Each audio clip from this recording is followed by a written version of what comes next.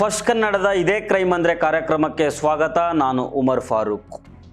February 12ನೇ ತಾರೀಕು ಬೆಳಗ್ಗೆ ತುಮಕೂರು ತಾಲೂಕಿನ ಅನುಪನಹಳ್ಳಿ ಗ್ರಾಮದ ಜನ ಇನ್ನೂ ನಿದ್ದೆಯಿಂದ ಎದ್ದಿರಲಿಲ್ಲ. ಅಷ್ಟರಲ್ಲಿ ಅಲ್ಲಿಗೊಂದು ಶವದ ವಾಹನ ಬಂದು ನಿಲ್ಲುತ್ತೆ.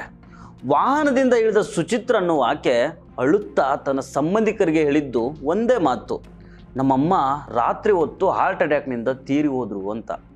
ಅವರ ಕೊನೆಯ ಆಸೆ ತಂದೆಯ ಸಮಾಧಿ ಪಕ್ಕನೇ ಮಣ್ಣಾಗಬೇಕು ಅನ್ನೋದಾಗಿತ್ತು. ದಯವಿಟ್ಟು ಬೇಗ ಅಂತ್ಯಕ್ರಿಯೆ ಮಾಡಿಬಿಡೋಣ ಅಂತ ಹೇಳ್ತಾಳೆ. ಎಲ್ಲವೂ ಅವಳು ಅಂದ್ಕೊಂಡಂತೆ ನಡೀತಾ ಇತ್ತು. ಆದರೆ ವಿಧಿಯಾಟ ಬೇರೆಯೇ ಇತ್ತು. ಸರಿಯಾಗಿ ಅಂತ್ಯಕ್ರಿಯೆ ಶುರುವಾಗುವ ಹೊತ್ತಿಗೆ ಅಲ್ಲಿಗೆ ಸೈರನ್ ಹಾಕ್ಕೊಂಡು ಎಂಟ್ರಿ ಕೊಟ್ಟಿದ್ದು ಕ್ಯಾತ್ಸಂದ್ರದ ಪೊಲೀಸರು. ಆ ಕ್ಷಣದಿಂದ ಶುರುವಾಗಿದ್ದೆ ಒಂದು ಭಯಾನಕ ಕೊಲೆ ರಹಸ್ಯದ ಬಯಲು. ಹಾಗಾದರೆ ಈ ಕೊಲೆ ಯಾಕೆ ನಡೀತು, ಹೇಗೆ ನಡೀತು, ಇದೆಲ್ಲವನ್ನು ಈ ಎಪಿಸೋಡ್ನಲ್ಲಿ ಡೀಟೇಲ್ ಆಗಿ ನೋಡ್ತಾ ಹೋಗೋಣ. ಈ ವಿಡಿಯೋವನ್ನು ಕೊನೆ ತನಕ ಮಿಸ್ ಮಾಡದೆ ನೋಡಿ.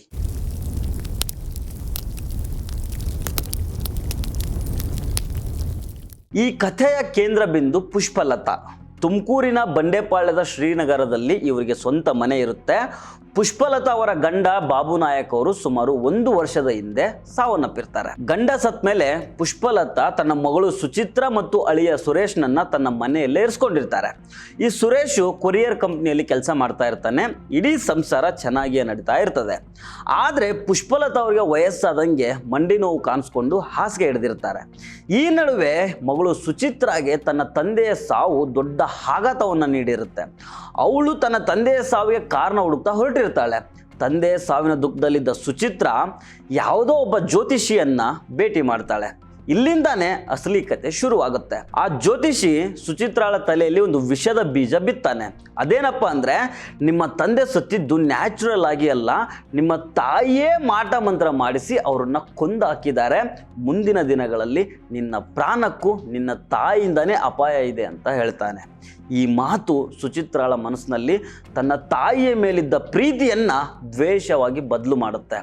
ಅಮ್ಮ ತನ್ನ ತಂದೆಯನ್ನು ಕೊಂದವಳು ಅನ್ನೋ ಕ್ರೋಧ ಮತ್ತು ತನಗೂ ಏನಾದರೂ ಆಗ್ಬೋದು ಅನ್ನೋ ಭಯ ಆಕೆಯನ್ನು ಆವರಿಸ್ಕೊಳ್ಳುತ್ತೆ. ಆ ಒಂದು ಸುಳ್ಳು ಮಾತು ಹಡೆದ ತಾಯಿಯನ್ನೇ ಶತ್ರುವಿನಂತೆ ನೋಡುವಂತೆ ಮಾಡುತ್ತೆ.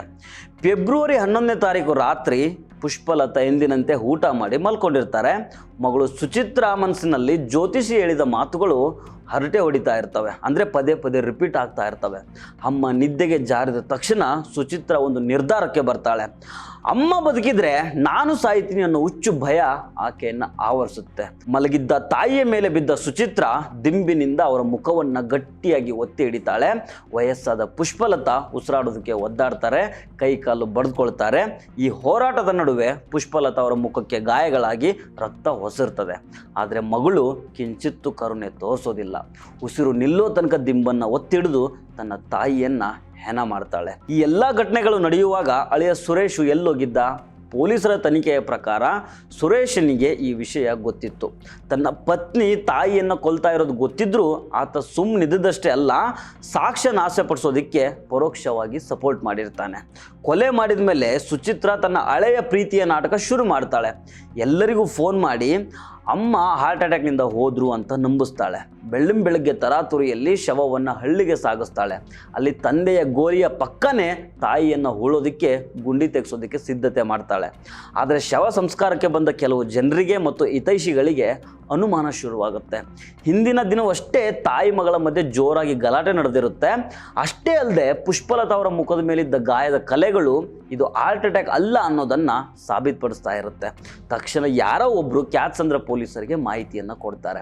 ಸ್ಥಳಕ್ಕೆ ಬಂದ ಇನ್ಸ್ಪೆಕ್ಟರ್ ಮತ್ತು ಅವರ ತಂಡದವರು ಶವವನ್ನು ಗಮನಿಸಿದಾಗ ಇದು ಕೊಲೆ ಅನ್ನೋದು ಕನ್ಫರ್ಮ್ ಆಗುತ್ತೆ. ಶವವನ್ನು ಪೋಸ್ಟ್ ಮಾರ್ಟಮ್ ರಿಪೋರ್ಟ್ಗೆ ಕಳಿಸಿ ಸುಚಿತ್ರಾಳನ್ನ ವಿಚಾರಣೆ ನಡೆಸಿದಾಗ ಇಡೀ ಸತ್ಯ ಹೊರಗೆ ಬರುತ್ತೆ. ಈ ಕೊಲೆಯ ಹಿಂದೆ ಕೇವಲ ಜ್ಯೋತಿಷಿಯ ಮಾತು ಮಾತ್ರ ಅಲ್ಲ, ಹಣದ ವಿಷಯ ಕೂಡ ಅಡಗಿದೆ ಅನ್ನೋದು ಪೊಲೀಸರ ಅನುಮಾನ.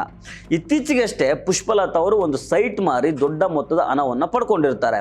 ಈ ಹಣಕ್ಕೋಸ್ಕರ ತಾಯಿ ಮಗಳ ನಡುವೆ ಮನಸ್ತಾಪ ಶುರುವಾಗಿರುತ್ತೆ. ಒಟ್ಟಿನಲ್ಲಿ ಒಂದು ಅಂಧಶ್ರದ್ಧೆ ಮತ್ತು ದುರಾಸೆ ಸೇರಿ ಒಂದು ಜೀವವನ್ನು ಬಲಿ ಪಡೆದಿದ್ದಾವೆ. ಯಾರೋ ಒಬ್ಬ ದಾರಿಹೋಕ ಜ್ಯೋತಿಷಿ ಹೇಳಿದ ಮಾತನ್ನು ನಂಬಿ ಹೆತ್ತ ತಾಯಿಯನ್ನೇ ಕೊಂದ ಈ ಘಟನೆ ಸಮಾಜಕ್ಕೆ ದೊಡ್ಡ ಎಚ್ಚರಿಕೆ ಆಗಿದೆ. ಕಣ್ಣಿದ್ದೂ ಕುರುಡರಾಗಿ ಇಂತಹ ಮೂಢನಂಬಿಕೆಗಳಿಗೆ ಒಳಗಾದರೆ ಕೊನೆಗೆ ಸಿಗೋದು ಜೈಲ್ ಪಾಲಷ್ಟೇ. ಸದ್ಯ ಹಂತಕ್ಕೆ ಸುಚಿತ್ರ ಮತ್ತು ಆಕೆಯ ಗಂಡ ಸುರೇಶು ಪೊಲೀಸರ ಅತಿಥಿಗಳಾಗಿದ್ದಾರೆ. ಸೊ ಫ್ರೆಂಡ್ಸ್, ಇದು ಇವತ್ತಿನ ಕ್ರೈಮ್ ಸ್ಟೋರಿ. ಮತ್ತೆ ಭೇಟಿ ಆಗ್ತಿರೋಣ. ನಮಸ್ಕಾರ.